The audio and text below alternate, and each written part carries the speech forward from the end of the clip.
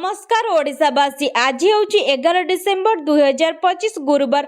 आज दिन में टॉप 20 देश विदेश किसी गुरुत्वपूर्ण खबर रही जेमिति कि पीएम किसान सुभद्रा योजना राशन कार्ड विषय में संपूर्ण भिडियोटी को देखिले जानिपारे कौन सब अपडेट रही। आम चैनल को प्रथम कर आसीथिले चैनल को सब्सक्राइब करी भिडियोटी को छोट छोट लाइक टे कर दियंतु एवं कमेंट रे जय जगन्नाथ लिखि दियंतु। आजिर प्रथम खबर सीधा सीधा सुनाई देले मंत्री कहले पिलांका पाठपढ़ा को छाड़ी आंदोलन करने ठीक नुहे। आंदोलनकारी शिक्षकों को गणशिक्षा मंत्री कड़ा चेतावनी अमान्य हेले कार्यानुष्ठान हेबो। मंत्री कहते सरकार शिक्षकों दाबी को नहीं विचार करुछंती। जो दाबी गुड़िक पूरण करा जाय परिबो से सब निश्चिंत पूरण हेबो। सरकार सबुबले शिक्षकों सह अछंती हेले पिलांका पाठपढ़ा को छाड़ी आंदोलन करने ठीक नुहे। सरकार का ऊपर चाप देले कौनसी काम हेबो नाही, जहा उचित ताहा हेबो। जो माने अमान्य हेबे कर्तव्य अवहेला करिवे तांको विरोध रे कार्यानुष्ठान हेबो। गोटिए शिक्षक संघ आंदोलन पर आउ गोटिए संघ आंदोलन को ओह्लाइछि। ओडिशा कनिष्ठ शिक्षक संघ आंदोलन को ओह्लाइछि। 4 मास बीती जाइतिला भी कनिष्ठ शिक्षक मानको नियमित करिवे पई सरकारी निर्देशनामा बाहर नथिबा ने असंतोष प्रकाश करबा सह आज लोयर पीएमजी रे धारणा आरंभ करिसेंती ओडिशा कनिष्ठ शिक्षक संघ। परवर्ती खबर युक्त 2 परीक्षा सूची रे परिवर्तन। युक्त 2 परीक्षा सूची रे सामान्य परिवर्तन होईछि। उच्च माध्यमिक शिक्षा परिषद सीएचएसई परिवर्तित सूची अनुसार मार्च 11 हेबाकु थिबा कला विज्ञान और वाणिज्य परीक्षा मार्च 11 हेबाकु थिबा कला विज्ञान और वाणिज्य परीक्षा 23 तारिख रे अनुष्ठित हेबो। सेहीपरि मार्च 21 रे हेबाकु थिबा कला वाणिज्य और धंदामूलक परीक्षा 25 तारिख रे हेबो। तेबे पूर्वरु प्रकाशित अवशिष्ट परीक्षा सूची अपरिवर्तित रहिछि। परीक्षा सूची रे एही परिवर्तन हेबा परे युक्त 2 परीक्षा मार्च 25 रे सरिबो बोली परीक्षा नियंत्रक डॉक्टर प्रशांत कुमार परिडा सूचना दैछंती। सूचना योग्य आसंता जनवरी 2 रे युक्त 2 प्राक्टिकल आरंभ होई 15 तारिख जाए चलिबो। सेहीपरि फेब्रुआरी 18 रो युक्त 2 थियोरी परीक्षा आरंभ हेबो। परवर्ती खबर सोशल मीडिया उपरे लागिला बैन बड़ निष्पत्ति नेले सरकार। आजिका समय सोशल मीडिया रे समस्त एक्टिव निजर प्रतिदिन अपडेट देबा सह अनेक गुरुत्वपूर्ण सूचना पे सोशल मीडिया साजिछि प्रमुख माध्यम। जहा बिना एबेका समय बंचिबा अधिकांशक पय संभव मध्य नुहे। किंतु एबे सरकार सोशल मीडिया अकाउंट को बैन करबा को निष्पत्ति नैछंती, जहा आजि ठारु लागू हेबाकू जाउछि। एबे डिलीट हेबाकू जाउछि फेसबुक इंस्टाग्राम सह अन्य सोशल मीडिया अकाउंट। एकथा सुनि आपण माने डरी गलेनि कि डरंतुनि, यह भारत पे नुहे, नियमटी ऑस्ट्रेलिया रे लागू हेबाकू जाउछि। परवर्ती खबर वर्ष को केवल एतिकी थर मिले मागणा चिकित्सा। नियम न जानिले पकेटरू बाजिब टंका।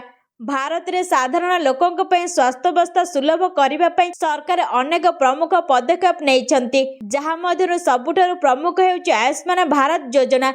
यह विश्वर सबुठारु बड़ स्वास्थ्य बीमा योजना मध्यरु गोटिए बोली विवेचना करा जाए। लोकमाने प्रायतः भाबंती जे आयुष्मान कार्ड पाइबा पर सेमाने वर्ष सारा मागणा चिकित्सा पाई परिबे कि नाही। एही प्रश्न गुरुत्वपूर्ण कारण असंपूर्ण सूचना जगु रोगी माने शेष मुहूर्त रे हॉस्पिटल असुविधार सम्मुखीन हुअंती। जदि आपण एही योजनार जण हिताधिकारी तेबे एहार नियम एवं चिकित्सा सीमा को भल भाव बुझिबा अत्यंत गुरुत्वपूर्ण। एही योजना परिवार फ्लोटर आधार रे काम करे। एहार अर्थ होइछि 5 लाख कवर प्रति व्यक्ति नुहे, समग्र परिवार पई। एहा ने सूचना रहिछि। परवर्ती खबर यूएनएससीओ र सांस्कृतिक ऐतिह्य तालिका रे शामिल हैला दीपावली। भारत रा आलोक पर्व दीपावली को बुधवार यूएनएससी रो मानवतार अस्पर्शनीय सांस्कृतिक ऐतिह्यर प्रतिनिधित्व तालिका रे स्थानित करा जायछि।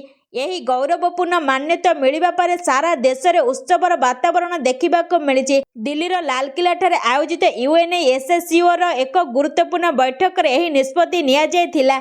एही खबर घोषणा हेबा पारे सभास्थल रे जय हिंद, वंदे मातरम एवं भारत माता की जय ध्वनि रे गुंजरी उठिथिला।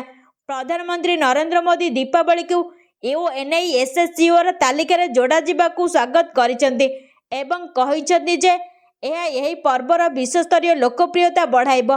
से सोशल मीडिया रे लिखिसेंती भारत एवं सारा विश्वर लोके उत्साहित होइसेंती। परवर्ती खबर सरपंच प्रार्थी ओडिया पढ़िबा लेखिबा बाध्यतामूलक।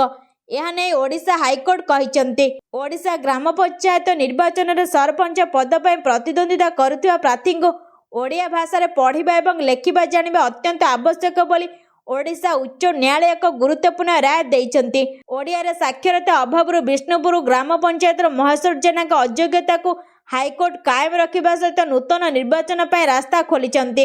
ନ୍ୟାୟାଳୟ କହିଛନ୍ତି ଯେ ରାଜ୍ୟର ସରକାରୀ ଭାଷାରେ କାର୍ଯ୍ୟକ୍ରମ ସାକ୍ଷରତା ଆଇନ ଦ୍ୱାରା ଲଗାଯାଇଥିବା ଏକ ଅତ୍ୟାବଶ୍ୟକ ଆବଶ୍ୟକତା ଏବଂ ଏହାକୁ ବାଦ୍ ଦିଆଯାଇପାରିବ ନାହିଁ। ଖଣ୍ଡପୀଠ କହିଛନ୍ତି ଯଦି ଜଣେ ବ୍ୟକ୍ତି ଓଡ଼ିଆ ପଢ଼ିବାକୁ ଅକ୍ଷମ ହୁଅନ୍ତି ତେବେ ସେ ନିର୍ବାଚନ ଲଢ଼ିବାକୁ ଅଯୋଗ୍ୟ ହେବେ। କେବଳ ଓଡ଼ିଆ ପଢ଼ିବାର କ୍ଷମତା ଯଥେଷ୍ଟ ନୁହେଁ, ଓଡ଼ିଆ ଲେଖିବାର ଅକ୍ଷମତା ମଧ୍ୟ ଅଯୋଗ୍ୟତାକୁ ଆକର୍ଷିତ କରେ। ପରବର୍ତ୍ତୀ ଖବର, ବାରବାଟୀରେ ଭାରତର ବିଜୟ ଉତ୍ସବ ମଧ୍ୟରେ ଲୁଟ୍, ଦର୍ଶକଙ୍କ ମୋବାଇଲ ପର୍ସ ଚୋରି ହୋଇଯାଇଛି। ବାରବାଟୀ ଷ୍ଟାଡିୟମରେ ଭାରତ ଏବଂ ଦକ୍ଷିଣ ଆଫ୍ରିକା ମଧ୍ୟରେ ଅନୁଷ୍ଠିତ ଟି20 ମୁକାବିଲାରେ ହାର୍ଦ୍ଦିକ ପାଣ୍ଡ୍ୟାଙ୍କ ଧୂଆଁଧାର ବ୍ୟାଟିଂ ଓ ବୋଲିଂ ବଳରେ ଭାରତ ଏକତରଫା ବିଜୟ ହାସଲ କରିଛି। ଦର୍ଶକ ଏହି ବିଜୟରେ ବେଶ୍ ଖୁସି ପ୍ରକଟ କରିଥିଲେ ହେଁ ଏହି ଖୁସିର ମାହୋଲ ଭିତରେ କିଛି ଅପ୍ରୀତିକର ଘଟଣା ସାମ୍ନାକୁ ଆସିଛି ଯାହା ଦର୍ଶକଙ୍କୁ ନିରାଶ କରିଛି। ଖେଳ ଦେଖିବାକୁ ଆସିଥିବା କେବଳ କ୍ରୀଡ଼ାପ୍ରେମୀଙ୍କ ମୋବାଇଲ ପର୍ସ ଏବଂ ଗାଡ଼ି ଚୋରି ହୋଇଥିବା ଅଭିଯୋଗ ହୋଇଛି। ଅଭିଯୋଗକାରୀଙ୍କ ମତରେ ଛଦ୍ମବେଶୀ ଲୁଟେରାମାନେ ମ୍ୟାଚ୍ର ମଜା ନେବା ପରିବର୍ତ୍ତେ ଦର୍ଶକଙ୍କୁ ଲୁଟ୍ କରିବାକୁ ଟାର୍ଗେଟ କରିଥିଲେ। ଲୁଟେରାମାନେ ପ୍ରବେଶ ସମୟରେ, ଖେଳ ବିରତି ସମୟରେ ଏବଂ ଷ୍ଟାଡିୟମରୁ ବାହାରିବା ସମୟରେ ଗହଳିର ସୁଯୋଗ ନେଇ ପକେଟ ଓ ବ୍ୟାଗରୁ ମୋବାଇଲ ଓ ଅନ୍ୟାନ୍ୟ ଜିନିଷ ଚୋରି କରି ନେଇଥିଲେ। ପରବର୍ତ୍ତୀ ଖବର, 12 ଯାଏ ଥରିବ ଓଡ଼ିଶା, 7 ଜିଲ୍ଲାକୁ କୋଲ୍ଡ ୱେଭ୍ ପାଇଁ ୟେଲୋ ୱାର୍ଣ୍ଣିଂ ଜାରି କରାଯାଇଛି। ହାଡ଼ଭଙ୍ଗା ଶୀତରେ ଥରୁଛି ସାରା ଓଡ଼ିଶା। ଶୀତର ଲହରୀ ଜାରି ରହିଥିବା ବେଳେ ଆହୁରି 3 ଦିନ ଯାଏ ଶୀତ କଲବଲ କରିବ। ଡିସେମ୍ବର 12 ଯାଏ ପ୍ରବଳ ଶୀତର ସମ୍ଭାବନା ଥିବାବେଳେ ଆଞ୍ଚଳିକ ପାଣିପାଗ ବିଭାଗ ପକ୍ଷରୁ ଶୀତ ଲହରୀ ବା କୋଲ୍ଡ ୱେଭ୍ ଜାରି କରାଯାଇଛି। ଉତ୍ତର ପଶ୍ଚିମ ଦିଗରୁ ପ୍ରଭାବିତ ହେଉଥିବା ଥଣ୍ଡା ଶୁଷ୍କ ବାୟୁ ପ୍ରଭାବରେ 12 ତାରିଖ ଯାଏ ଶୀତ ଲହରୀ ଜାରି ରହିବ। ଆସନ୍ତା 48 ଘଣ୍ଟା ପର୍ଯ୍ୟନ୍ତ ଝାରସୁଗୁଡ଼ା, ଅନୁଗୁଳ, ସୁନ୍ଦରଗଡ଼, ସୋନପୁର, କଳାହାଣ୍ଡି, କନ୍ଧମାଳ ଏବଂ କୋରାପୁଟ 7 ଜିଲ୍ଲାକୁ କୋଲ୍ଡ ୱେଭ୍ ପାଇଁ ୟେଲୋ ୱାର୍ଣ୍ଣିଂ ଜାରି କରାଯାଇଛି। ରାଜ୍ୟରେ ବର୍ତ୍ତମାନ କୌଣସି ପାଣିପାଗ ନିୟାମକ ସକ୍ରିୟ ନଥିବା ବେଳେ ଆସନ୍ତା 7 ଦିନ ଯାଏ ପାଗ ଶୁଖିଲା ରହିବ ବୋଲି ବିଭାଗ ପୂର୍ବାନୁମାନ କରିଛି। ଆଞ୍ଚଳିକ ପାଣିପାଗ କେନ୍ଦ୍ର ନିର୍ଦ୍ଦେଶିକା ମନୋରମା ମହାନ୍ତି କହିଛନ୍ତି ରାଜ୍ୟରେ ଗତ 24 ଘଣ୍ଟା ହେଲା ପାଗ ଶୁଖିଲା ରହିଛି। ଉତ୍ତର ପଶ୍ଚିମ ଦିଗରୁ ପ୍ରବାହିତ ହେଉଥିବା ଥଣ୍ଡା ଶୁଷ୍କ ବାୟୁ ପ୍ରଭାବରେ 12 ଯାଏ ଶୀତ ଲହରୀ ଜାରି ରହିବ। ପରବର୍ତ୍ତୀ ଖବର, ନିଶାଙ୍କ ପାଇଁ ଉଡ଼ିଲା ଚେୟାର, ଅଧାରୁ ବନ୍ଦ ହେଲା ଯାତ୍ରା, ନିଶା ମହାରଣାଙ୍କ ପାଇଁ ଉଡ଼ିଲା ଚେୟାର। କୋରାପୁଟ ଜିଲ୍ଲା ଲକ୍ଷ୍ମୀପୁରରେ ଯାତ୍ରା ପରିବେଷଣ ବେଳେ ତୁମୁଳ କାଣ୍ଡ, ଷ୍ଟେଜ ଉପରକୁ ନିଶା ମହାରଣାଙ୍କୁ ଅନୁମତି ନ ଦିଆଯିବାରୁ ଭଙ୍ଗାରୁଜା, ପେଣ୍ଡାଲ ଉପରକୁ ଚେୟାର ଫୋପାଡ଼ିଲେ ଦର୍ଶକ। ଦର୍ଶକଙ୍କ ତୁମୁଳ କାଣ୍ଡ ପରେ ଅଧାରୁ ବନ୍ଦ ହୋଇଗଲା ଅପେରା। ସୂଚନା ମୁତାବକ କୋରାପୁଟ ଲକ୍ଷ୍ମୀପୁରରେ ଅଷ୍ଟଶମ୍ଭୁ ଅପେରାରେ ଅଭିନେତ୍ରୀ ନିଶା ମହାରଣା ଯୋଗ ଦେବେ ବୋଲି ପୂର୍ବରୁ ଯାତ୍ରା କମିଟି ଘୋଷଣା କରିଥିଲା। ହେଲେ ସ୍ଥାନୀୟ ପୋଲିସ ପ୍ରଶାସନ କିନ୍ତୁ ନିଶା ମହାରଣାଙ୍କୁ ଯାତ୍ରା ପେଣ୍ଡାଲକୁ ଛାଡ଼ି ନଥିଲା, ଯାହାକୁ ନେଇ ତାତିଥିଲେ ଦର୍ଶକ। ପୋଲିସ ଉପସ୍ଥିତିରେ ଯାତ୍ରା ପେଣ୍ଡାଲରେ ଦର୍ଶକ ଭଙ୍ଗାରୁଜା କରିବା ସହ ପେଣ୍ଡାଲ ଉପରକୁ ଚେୟାର ଫୋପାଡ଼ିଥିଲେ। ରାତି 2ଟାରେ ନାଟକ ଆରମ୍ଭ ହେବା ମାତ୍ରେ ଦର୍ଶକଙ୍କ ଭଙ୍ଗାରୁଜା ହୋଇଥିଲା। ଦର୍ଶକଙ୍କ ତୁମୁଳ କାଣ୍ଡ ପରେ ଯାତ୍ରା ବନ୍ଦ ରହିଥିଲା। ତେବେ ଏହି ସମୟରେ ନିଶା ମହାରଣା ଲକ୍ଷ୍ମୀପୁରରେ ଉପସ୍ଥିତ ଥିଲେ। ପ୍ରଶାସନ କଟକଣା ପରେ ଉତ୍ତେଜନା ଦେଖାଦେଇଥିବା ସୂଚନା ମିଳିଛି। ପରବର୍ତ୍ତୀ ଖବର, ଓଡ଼ିଶା ସରକାରଙ୍କ ବଡ଼ ନିଷ୍ପତ୍ତି, ସିଟିଂ ବିଧାୟକଙ୍କ ମୃତ୍ୟୁ ହେଲେ ମିଳିବ ଏତିକି ଲକ୍ଷ ଟଙ୍କା। ଓଡ଼ିଶା ବିଧାନସଭାର ଶୀତକାଳୀନ ଅଧିବେଶନ ମଙ୍ଗଳବାର ନିର୍ଦ୍ଧାରିତ ସମୟର 18 ଦିନ ପୂର୍ବରୁ ଅନିର୍ଦ୍ଦିଷ୍ଟ କାଳ ପାଇଁ ମୁଲତବୀ ହୋଇଛି। ଏହି ଅଧିବେଶନ ସମୟରେ ବିଧାୟକ, ମନ୍ତ୍ରୀ, ବାଚସ୍ପତି ଏବଂ ପୂର୍ବତନ ବିଧାୟକମାନଙ୍କ ଦରମା ଓ ଭତ୍ତା ବୃଦ୍ଧି ପାଇଁ ସଂଶୋଧିତ ପାରିଶ୍ରମିକ ବିଲ୍ ଗୃହୀତ ହୋଇଛି, ଯେଉଁଥିରେ ଅନେକ ଗୁରୁତ୍ୱପୂର୍ଣ୍ଣ ନିଷ୍ପତ୍ତି ନିଆଯାଇଛି। ଏହି ବିଲ୍ ଅନୁଯାୟୀ ଆଗକୁ ପ୍ରତି 5 ବର୍ଷରେ ଥରେ ବିଧାୟକ ଓ ପୂର୍ବତନ ବିଧାୟକମାନଙ୍କ ଦରମା, ଭତ୍ତା ଓ ପେନ୍ସନ ବୃଦ୍ଧି କରାଯିବାର ପ୍ରାବଧାନ ରହିଛି। କୌଣସି ସିଟିଂ ବିଧାୟକଙ୍କ ମୃତ୍ୟୁ ହେଲେ ତାଙ୍କ ପରିବାରକୁ 25 ଲକ୍ଷ ଟଙ୍କାର ସହାୟତା ରାଶି ମିଳିବ। ବର୍ତ୍ତମାନ ଏବଂ ପୂର୍ବତନ ବିଧାୟକମାନଙ୍କର ଦରମା ଓ ପେନ୍ସନ ଉଭୟ 90,000 ଟଙ୍କାକୁ ବୃଦ୍ଧି କରାଯାଇଛି। ବାଚସ୍ପତିଙ୍କ ମାସିକ ଦରମା 40,500 ଟଙ୍କାରୁ 98,000 ଟଙ୍କାକୁ ବୃଦ୍ଧି କରାଯାଇଛି। ପରବର୍ତ୍ତୀ ଖବର, ସୁଭଦ୍ରା ଟଙ୍କା ମିଳିବ, ନୂଆବର୍ଷ ପୂର୍ବରୁ ଆସିବ ଲିଷ୍ଟ, ଏକାବେଳେ ଖାତାକୁ ଆସିବ 10,000 ଟଙ୍କା। ଏହି କାମ ଜଲ୍ଦି ସାରନ୍ତୁ। ଶେଷ ତାରିଖ ଡିସେମ୍ବର 31 ରହିଛି। ସୁଭଦ୍ରାରେ ଯୋଡ଼ି ହୋଇଛନ୍ତି ନୂଆ 17 ଲକ୍ଷ ହିତାଧିକାରୀ। सरजमीन तदंत पर 70 लाख ऊर्ध्व महिला सामिल होइतिबा नै सूचना देइछन्ति उपमुख्यमंत्री प्रभाती परिडा। 21 वर्ष पर हिताधिकारी आपे आपे जोड़ी हेउछन्ति। एबे 1,03,99,801 जन महिला प्रथम और द्वितीय किस्ती पाइछन्ति। सेहिभଳି 97,51,479 जन महिला तृतीय किस्ती सुभद्रा टंका पाइछन्ति। मार्च 8 अंतर्जातीय महिला दिवस रे एकाथरके 2टी किस्ती पाइबे नुआ सुभद्रा हिताधिकारी। 1/4/2025 सुधा 21 वर्ष किंबा ताठार अधिक एवं 60 वर्ष कम बयसर महिला मानकठार 2025-2026 आर्थिक वर्ष पर सुभद्रा अधीन नूतन आवेदन आमंत्रण। पूर्वर आवेदन करितिबा महिला आवेदन ग्रहणीय नुहे। आवेदन अवधि 1/11/2025 रु 30/12/2025 रही। सुभद्रा महिला नुआ वर्ष एकाथरे 2टी किस्ती मिलिबो एवं पूर्वर जो माने योग्य थिले सेमानकु 3टी किस्ती टंका आसी सारिछे। एबे जो माने नुआ आवेदन करितिले सेमानकु 2टी किस्ती टंका 10,000 टंका डीबीटी माध्यम पठाଯିବ ବୋଲି କହିଛନ୍ତି उपमुख्यमंत्री प्रभाती परिडा। परवर्ती खबर 5 वर्ष दादन खटिबाकू जाई राज्य बाहर प्राण हराइଛନ୍ତି 518 ओडिया। गत 2021 रु 2025 नवेम्बर सुधा मध्य राज्य तथा देश बाहर काम करुवा समय ओडिशार 518 जन प्रवासी श्रमिकों मृत्यु घटिथिबा श्रम एवं कर्मचारी राज्य बीमा मंत्री गणेश राम सिंह खुंटी आज विधानसभा सूचना देइछन्ति। यही समय मध्य 395 जन मृत्यु श्रमिकों पार्थिव शरीर को सेमानक पैतृक स्थान को फेराई अणा जायछि। कलाहांडी जिलार सर्वाधिक 60 जन श्रमिकों मृत्यु होइछि। एहा पछकु गंजामर 56 जन, बलांगीर 38 जन, नवरंगपुर 35 जन रहिछन्ति। चलित वर्ष नवेम्बर सुधा 1107 जन ठिकादार अंतरराज्य प्रवासी श्रमिक नियुक्ति एवं सेवा शर्तावली नियंत्रण अधिनियम 1979 अनुसार लाइसेंस प्रदान करा जायछि। यही लाइसेंस अधीन 70,360 श्रमिक को अन्य राज्य को जीवार सुविधा जोगाई दिया जायछि। परवर्ती खबर लक्ष लक्ष कर्मचारी और पेंशनभोगी बजेट होई पारे बड़ घोषणा। सरकार देले अपडेट। अष्टम वेतन कमिशन वर्तमान सरकारी कर्मचारी एवं पेंशनभोगी सबुठारु चर्चित विषय। समस्ते जानिबाकु चाहती जे दरमा एवं पेंशन केबे वृद्धि हेब एवं 2026 बजेट रे कौनसी बड़ घोषणा कराजिबो कि नाही। वर्तमान सरकार संसद रे एक सीधासलख उत्तर देइछन्ति जहा स्पष्ट करिछि जे अष्टम सीपीसी पे प्रस्तुति द्रुत गति रे चलिछि। 50 लाख रु अधिक सरकारी कर्मचारी एवं प्राय 6.9 लाख पेंशनभोगी अष्टम वेतन कमिशन सीधासलख लाभ पाइबाकु जाउछन्ति। तेणु यही अपडेट साधारण जनता बहुत गुरुत्वपूर्ण बोली विवेचना करा जाउछि। सरकार कहिछन्ति जे वर्तमान केंद्र सरकार पाखरे 50.14 लाख कर्मचारी एवं 69 लाख पेंशनभोगी कार्य करुछन्ति। सेमाने समस्त अष्टम वेतन कमिशन नूतन दरमा एवं पेंशन संशोधन परिसर भुक्त। यार अर्थ हेउछि नूतन वेतन कमिशन लागू हेबा परे सेमानकर दरमा एवं पेंशन उपरे सीधासलख प्रभाव पड़िबो। परवर्ती खबर सरकार पठाइले 1500 टंका आपनका अकाउंट को आसीछि कि नाही एमिति चेक करंतु। राज्य सरकार मंगलवार डिसेंबर 9 रे लाडली बेहना योजना 31तम किस्ती जारी करिसेंति। यही प्रमुख योजना अधीन मुख्यमंत्री मोहन यादव राज्यर 12.6 लाख महिला बैंक अकाउंट रे प्रत्येक 1500 टंका किस्ती जमा करिसेंति। आपनका अकाउंट टंका जमा हेबा परे आपण आपणकर पंजीकृत मोबाइल फोन एक मेसेज पाइबे। तथापि जदि आपण कौनसी मेसेज पाई नाहंती तेबे आपण ऑफिशियल वेबसाइट को जे ऑनलाइन आपणकर पेमेंट स्थिति जांच करि परिबे। एहा करिबा पय आपणको परिदर्शन करिबाको पड़िबो। आवेदन एवं देय स्थिति को जानतु। एठारे आपणकर पंजीकरण विवरणी प्रवेश करंतु, कैप्चा प्रवेश करंतु एवं ओटीपी सहित स्थिति निश्चितकरण जांच करंतु। परवर्ती खबर आपणक पीएफ कटुछि कि होई जानतु खुशी। खाता को आसीबो 52,000 टंका।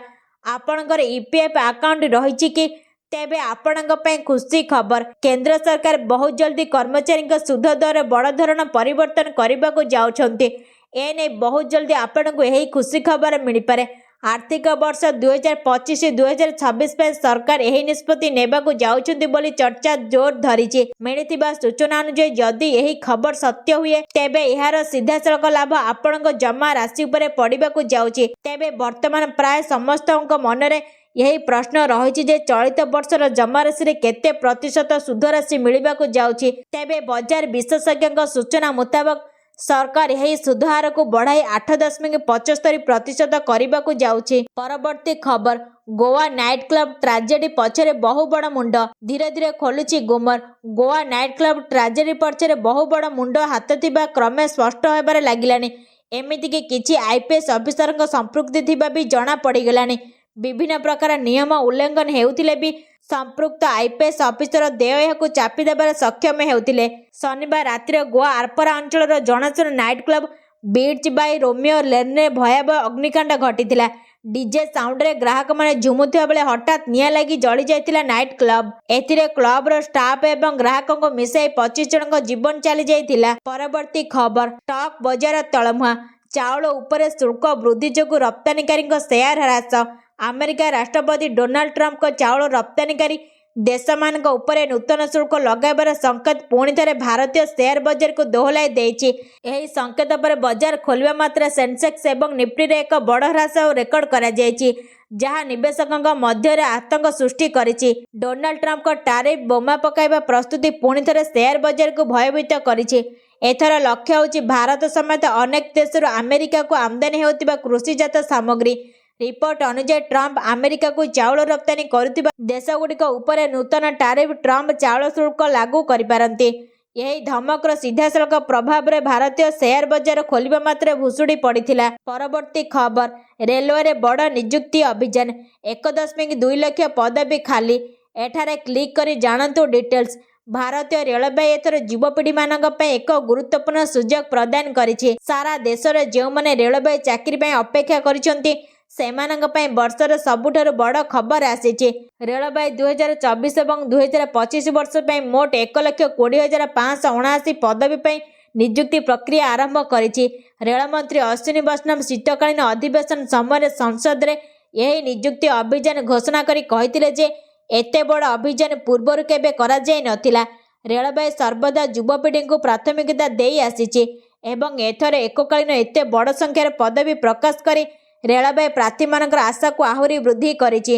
रेलमंत्री कहिसेंति जे उभय वर्ष पय नियुक्ति प्रक्रिया को त्वरान्वित करा जायछि एवं विज्ञप्ति जारी करा जायछि। रेल मंत्रालय अनुसार रेलवे 2024 में 10टी प्रमुख विज्ञप्ति जारी करिछि, ଯେଉଁଥିରେ 91,116 पदवी ପାଇଁ नियुक्ति जारी रही। परवर्ती खबर, अंत्योदय गृह योजन नवेम्बर सुधा 1.5 लाख अधिक घर मंजूर होती। 2024 और 2025 और 2025 और 2026 वर्ष पर अंत्योदय गृह योजन नवेम्बर सुधा मंजूर होती 1,58,509 घर। 2024-2025 वर्ष पर प्रधानमंत्री आवास योजन मंजूर होती 1,02,704 घर। गंजाम और मयूरभंज जिला को अंत्योदय मिली सर्वाधिक घर। 2 वर्ष भितर यही 2 जिला को मिली 11,000 अधिक घर। सेहीपरि सुंदरगढ़ को दि जाइए 9,000 अधिक घर। बीजेडी विधायक गणेश्वर बेहरा प्रश्न लिखित उत्तर देते पंचायतीराज मंत्री रवि नायक। पंचायतीराज मंत्री कहते जे प्रधानमंत्री आवास योजन नुआपड़ा को सर्वाधिक 12,000 घर जोगाई दि जाइए। भद्रक और नवरंगपुर यथाक्रमे द्वितीय और तृतीय सर्वाधिक घर पाई। आगको ग्रामीण गृह निर्माण सहायता वृद्धि हो पारे बोली मंत्री कहते। परवर्ती खबर, सीएम किसान योजन ग्रामांचल योग्य क्षुद्र और नाममात्र चाषी 2टी फसल ऋतु पर वार्षिक 4,000 टंका एवं सहरांचल क्षुद्र और नाममात्र चाषी पीएम किसान योजन वार्षिक 3टी किस्त 6,000 टंका हिसाब से 2 गोटी योजन समुदाय वार्षिक 10,000 टंकार सहायता लाभ पाउछन्ति। नवेम्बर 19, 2025 रे पीएम किसान समस्त योग्य चाषी को मिल सारी 2,000 टंका। एबे सीएम किसान टंका मिलबाको जाउची। सीएम किसान योजन रे कहार जदि आपनको पूर्व किस्ती आसी नथिला एवं जहा को आसी नथिले समस्त केवाईसी करि नियंतु एवं प्रधानमंत्री किसान योजन रे जेउ मानको मध्य मिलि नै सेमाने मध्य केवाईसी करि नियंतु। राज्य सरकार पुनर्बार कहिसेंति जे किस्ती पाइबा पई ईकेवाईसी पूरण करबा बाध्यतामूलक। यही प्रक्रिया लीकेज रोकिबारे सहाय्य करे एवं सठिक हिताधिकारी पाखरे लाभ पहुंचवा सुनिश्चित करे, यह ने सूचना रही। परवर्ती खबर, कुकुर गाई ने डिग्री कॉलेज अध्यक्ष को चिठी। सबु डिग्री कॉलेज अध्यक्ष उच्च शिक्षा विभाग चिठी। कुकुर गाई कॉलेज रे प्रवेश रखा पदक्षेप नेबा को चिठी होईची। कॉलेज रे पर्याप्त पाचेरी और फाटक सुरक्षित करने को निर्देश दि जाइए। छात्र छात्री और कर्मचारी सचेतनता क्लास करने को परामर्श दि जाइए। ପଶୁଙ୍କ ପ୍ରତି ପ୍ରତିରୋଧକ ଆଚରଣ କାମୁଡ଼ା ଚିକିତ୍ସା ଉପରେ କରାଯିବ ସଚେତନ। ପରବର୍ତ୍ତୀ ଖବର, ମାଲକାନଗିରି 3 ଦିନ ଅଶାନ୍ତ ପରେ ଶାନ୍ତି କମିଟି ବୈଠକରେ ବାହାରିଲା ସମାଧାନ ବାଟ। ମାଲକାନଗିରିରେ ଇଣ୍ଟରନେଟ୍ ସେବା ବନ୍ଦ ଅବଧି ବୃଦ୍ଧି। ଉତ୍ତେଜନାକୁ ଦୃଷ୍ଟିରେ ରଖି ଆଜି ଦିନ 12ଟା ପର୍ଯ୍ୟନ୍ତ ଇଣ୍ଟରନେଟ୍ ସେବା ବନ୍ଦ ରଖିବାକୁ ନିଷ୍ପତ୍ତି ନେଇଛି ପ୍ରଶାସନ। ମାଲକାନଗିରି MV26 ଉତ୍ତେଜନା ଘଟଣାରେ ବାହାରିଛି ସମାଧାନ ବାଟ। ଶାନ୍ତି କମିଟି ବୈଠକରେ ସମାଧାନ ବାଟ ବାହାରିଛି। DIG ଜିଲ୍ଲାପାଳ ଓ SPଙ୍କ ଅଧ୍ୟକ୍ଷତାରେ ଅନୁଷ୍ଠିତ ବୈଠକରେ ଉଭୟ ବଙ୍ଗୀୟ ଏବଂ ଆଦିବାସୀ ସମାଜର ପଦାଧିକାରୀଙ୍କୁ ନେଇ ବୈଠକ ହୋଇଥିଲା। MV26 ହିଂସାକୁ ନେଇ ଉଭୟ ସମୁଦାୟ ଦୁଃଖ ପ୍ରକାଶ କରିଛନ୍ତି। ରାଖାଲଗୁଡ଼ା ମହିଳାଙ୍କ ନିର୍ମମ ହତ୍ୟା ଘଟଣାରେ କଠୋର କାର୍ଯ୍ୟାନୁଷ୍ଠାନ ଦାବି ହୋଇଛି। ସୂଚନା ଅନୁଯାୟୀ ମାଲକାନଗିରି ଜିଲ୍ଲାର କୋରକୋଣ୍ଡା ବ୍ଲକର MV26 ଗ୍ରାମରେ ଧୀରେ ଧୀରେ ପରିସ୍ଥିତି ସୁଧୁରିବାକୁ ଲାଗିଛି। ଗାଁରେ ପୋଲିସ, DVF ଏବଂ BSF ଯବାନଙ୍କ ଛାଉଣି କରାଯାଇଛି। ଗତ ରବିବାର ଦିନ ହଜାର ହଜାର ଆଦିବାସୀ ଗାଁରେ ପଶି ଶତାଧିକ ଘରକୁ ନିଆଁ ଲଗାଇ ପୋଡ଼ି ଦେଇଥିଲେ। ନିଆଁ ଦାଉରୁ ଗୋଟିଏ ବି ଘର ବର୍ତ୍ତି ନଥିଲା। ପରବର୍ତ୍ତୀ ଖବର, ବେଆଇନ ବାଲିଘାଟକୁ ନେଇ ଦୁଇ ଗୋଷ୍ଠୀ ମଧ୍ୟରେ ତୁମୁଳ କାଣ୍ଡ। 5 ଗୁରୁତର ମେଡିକାଲରେ ଭର୍ତ୍ତି ହୋଇଛନ୍ତି। ଚୋରା ବାଲି ପାଇଁ ମହାଭାରତ। ପୁରୀ ଜିଲ୍ଲା ବଳାଙ୍ଗା ଥାନା ଅଞ୍ଚଳରେ ବେଆଇନ ବାଲିଘାଟକୁ କେନ୍ଦ୍ର କରି ଦୁଇ ଗୋଷ୍ଠୀ ମଧ୍ୟରେ ଗଣ୍ଡଗୋଳ। ସଂଘର୍ଷରେ 5 ଜଣ ଗୁରୁତର ହୋଇଛନ୍ତି। ଭାର୍ଗବୀ ନଦୀର ଉଗ୍ରେଶ୍ୱର ଦେଉଳି ବାଲିଘାଟକୁ କେନ୍ଦ୍ର କରି ଗ୍ରାମର ଦୁଇ ଗୋଷ୍ଠୀ ମଧ୍ୟରେ ଗଣ୍ଡଗୋଳ ହୋଇଛି। ଗଣ୍ଡଗୋଳରେ ଉଭୟ ଗୋଷ୍ଠୀର 5 ଜଣ ଗୁରୁତର ହୋଇଥିବା ବେଳେ ସେମାନଙ୍କୁ ଚିକିତ୍ସା ନିମନ୍ତେ ଡାକ୍ତରଖାନାରେ ଭର୍ତ୍ତି କରାଯାଇଛି। ସୂଚନା ଅନୁସାରେ ଗତ କିଛି ଦିନ ଧରି ଭାର୍ଗବୀ ନଦୀରୁ ବାଲି ଚୋରା ଚାଲାଣ ନେଇ ଅଭିଯୋଗ ହୋଇ ଆସୁଥିଲା। ତେବେ ଦେଉଳି ଗ୍ରାମର ଗୋଟିଏ ଗୋଷ୍ଠୀ ତାଙ୍କୁ ସହଯୋଗ କରୁଥିବା ବେଳେ ଅନ୍ୟ ଗୋଷ୍ଠୀ ଏହାକୁ ବାଲିଘାଟକୁ ବିରୋଧ କରୁଥିଲା। ତେବେ ଗଣ୍ଡଗୋଳ ସୃଷ୍ଟି ହେବା ଆଶଙ୍କାରେ ବଳଙ୍ଗା ଥାନାରେ ଲିଖିତ ଅଭିଯୋଗ କରାଯାଇଥିଲା। 2 ଦିନ ବାଲି ଉଠାଣ ବନ୍ଦ ରହିବା ପରେ ପୁନର୍ବାର ନଦୀରୁ ଉକ୍ତ ବାଲି ଉଠାଇବା ଆରମ୍ଭ କରିଦେଇଥିଲେ, ଯାହାକୁ ନେଇ ଗ୍ରାମରେ ଅନ୍ୟ ଗୋଷ୍ଠୀ ମଧ୍ୟରେ ଅସନ୍ତୋଷ ଦେଖାଦେଇଥିଲା।